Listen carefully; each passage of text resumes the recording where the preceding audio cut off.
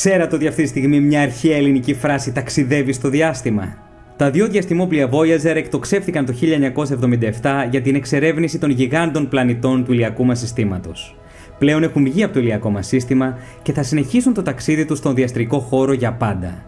Μαζί τους έχουν τον περίφημο χρυσό δίσκο, που περιλαμβάνει εικόνες, ήχους και 55 χαιρετισμούς σε διαφορετικές γλώσσες, μια εκ των οποίων είναι τα αρχαία ελληνικά. Ίσως κάποτε, όταν ένα από τα διαστημόπλοια φτάσει σε κάποιο άλλο πλανητικό σύστημα, να το περισυλλέξει κάποια προηγμένη μορφή ζωής και να καταφέρει να ακούσει το δίσκο. Έτσι θα ακουστεί η φράση «Ήτινες ποτέστε χαίρετε. Ειρηνικός προς φίλους ελελήθαμεν φίλοι».